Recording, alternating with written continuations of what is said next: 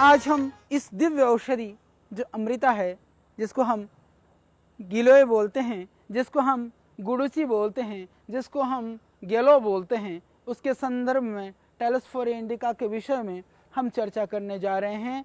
ऐसा हमारे प्राचीन पुस्तकों में, कुछ ग्रंथों में उल्लेख मिलता है कि जब समुद्र मंथन हुआ था उस समय ऐसा कहा जाता है कि राक्षस और देवों ने मिलकर के समुद्र मंथन किया था, परंतु जो अमृत का कलश है वह देवों के हाथ लग गया और जब अमृत देवों को मिला तो राक्षसों ने चालाकी से उस कलश को लेकर के वो वहाँ से चलते बने।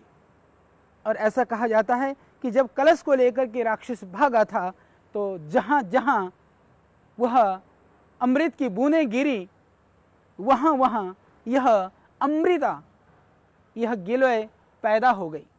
निश्चित रूप से वह इसको इसीलिए ऐसा कहा गया कि ये वास्तव में ये एक अमृत है, एक दिव्य औषधि है। चाहे वो अमृत के बूंदों की वजह से ये पैदा हुई, चाहे परमात्मा की कृपा से यह अमृत रूपी औषध हमें इस धरा पर मिली, पर यह एक बहुत ही दिव्य औषधि है। यदि मैं इस टुकड़े को भी ज़मीन में डाल देता हूँ या इसको हम थोड़ा सा तोड़ करके ऐसे ही इसको डाल देते हैं, तब भी इसमें से ये औषधि सूखती नहीं है। सूखने की जगह पर वहाँ से इसमें से इसके पत्ते निकलने प्रारंभ हो जाते हैं और पीछे की तरफ जड़ निकलने शुरू हो जाती है।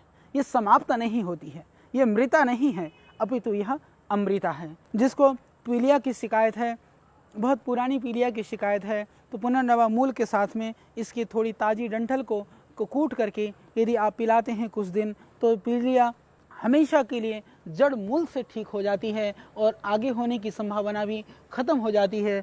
जो आपके यकृत की जो क्रियाशीलता है उसके अंदर कोई विकृति आ गई है, SGOT SGPT वगैरह यदि उसमें अबनॉर्मल है या बिलिरुबिन बढ़ा है, वह भी इससे ठीक हो जाता है, निश्चित रूप से ठीक हो जाता है। इसका आप प्रयोग कर सकते हैं।